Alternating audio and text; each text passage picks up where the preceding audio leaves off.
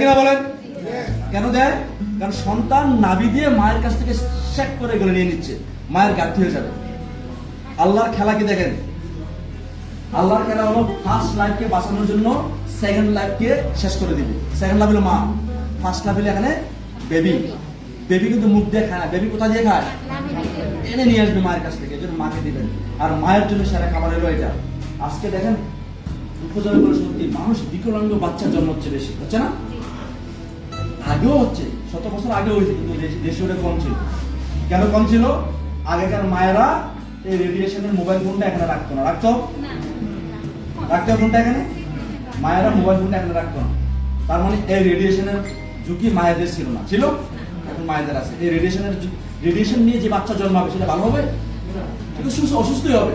তার মানে মায়ের জন্য আজকে প্রোটেকশন হলো কি? বুঝা গেল কথা? এটা কি কঠিন আলোচনা করছি?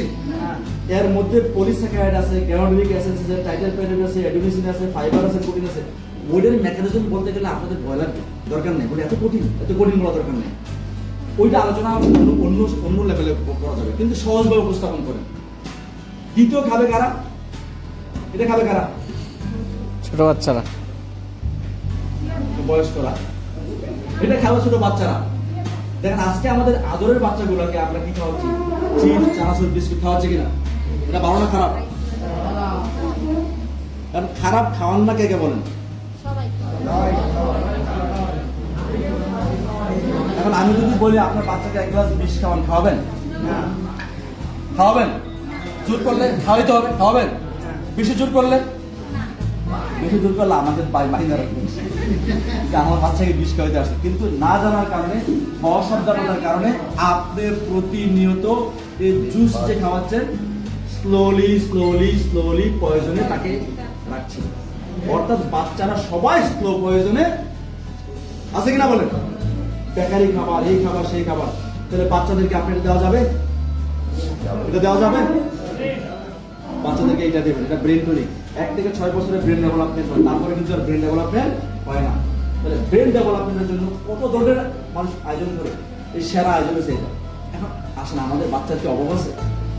চাপাই না বললো যে আমাদের ঘরে বাচ্চা আছে, মনে কয়েকজনের আছে, সবার নেই। আছে? আছে? চিফ চানাচুর নাকি জিএল? চিফ চানাচুর নাকি জিএল? বুকে হাত দেওয়া বলেন জিএল। আপনার বাচ্চা ব্রেনি হবে, মেধাবী হবে, দেশি মুরগির মতো সে দৌড়াবে। অনেক বাচ্চা দেখেন ফার্মের মুরগির মতো জিমায়। আমি অবাক হয়ে যাই, ঢাকা শহর দেখি বাচ্চার চোখে এত বড় চশমা, বাবার চোখে চশমা, মায়ের চোখে চশমা, বাচ্চার চোখে চশমা। আমি জিজ্ঞাসা করছি ভাই, এই সমস্যা কি? বলছে ভাই আমার বাচ্চা তো চোখেই দেখে না চশমা ছাড়া। তাহলে চোখে দেখবে কেমনে? হাতে একটা বার্গার, আর এই হাতে একটা মনে করে যে নিয়ে এসে আরেকটা। তাহলে বার্গার আর জুস খেলে কি চোখে দেখবে? তার মানে দেশি মুরগি বাচ্চায় বানাতে চাইলে এটা খাওয়ান। দেশি মুরগি ধরে দেখেন, ধরতে পারবেন? লিটারালি যে আমার বেটা জিএল খাইছে দেখেন, দৌড়ে বেড়েছে হল থেকে। জি, আপনার বেটা জিএল খায়, মাশাআল্লাহ। ভালো দিনের ছেলে মেয়ে, ইয়াং পিপল, মেরিট কাপল। দেখেন আরেকটা জিনিস, মেরিট কাপল। আজকে আমরা দুঃখজনক হলে সত্যি, সবাই আমরা এখন আধুনিক যুগে বাস করি। দেখেন আজকে বিবাহিত ছেলে মেয়েরা অনেক ধরনের জটিলতা ভোগে।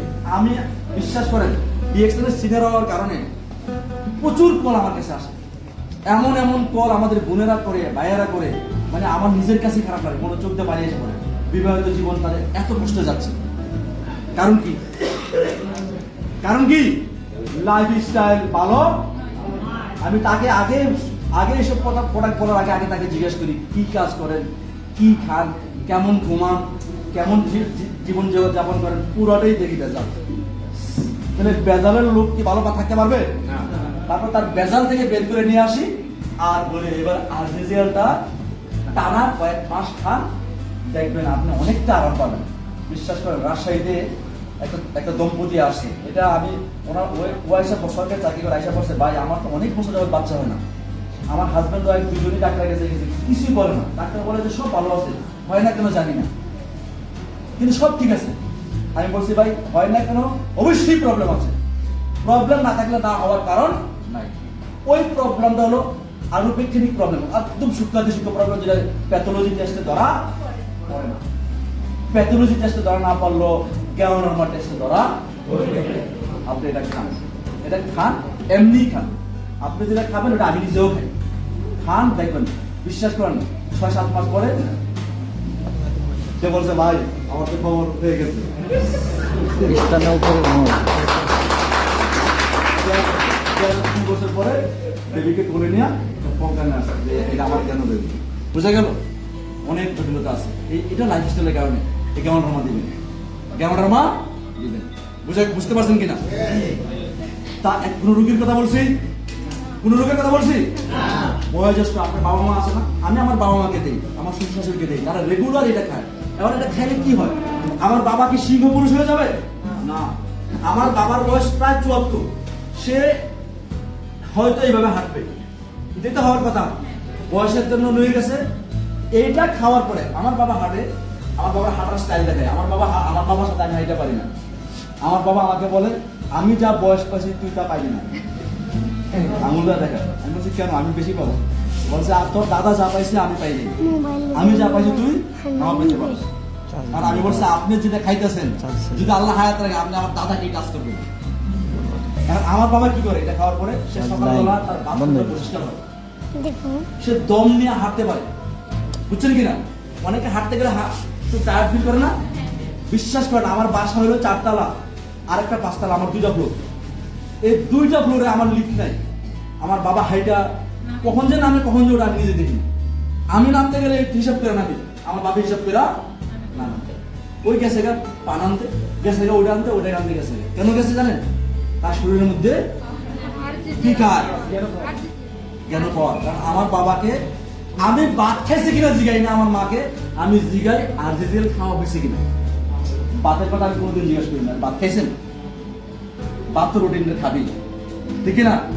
কিন্তু আমি জানি ভাত না খেলে না খাইলে খাই, ওর ব্যাপার। আমি জিজ্ঞাসা করি, আমি আবার আমার মাঝে মাঝে বলি ডিব্বা খাইলে হয় না কেন, নিশ্চয়ই কম খাইতেছেন? আমার না না আমি খাইতেছি। তার মানে এটা জিজ্ঞাসা করি। ওরা বয়োজ্যেষ্ঠ, বয়োজ্যেষ্ঠদেরকে আরজিএল দিবে। কোন রোগের কথা বলছি? এবার আসেন রুগী। এবার একটু কাজ আছে রুগীদের ক্ষেত্রে। রুগীদের ক্ষেত্রে সঠিক ইনফরমেশন দেওয়া লাগবে কিনা? ভুল ইনফরমেশন দিলে আপনি ক্ষতিগ্রস্ত হতে পারেন। রুগীরা কোথায়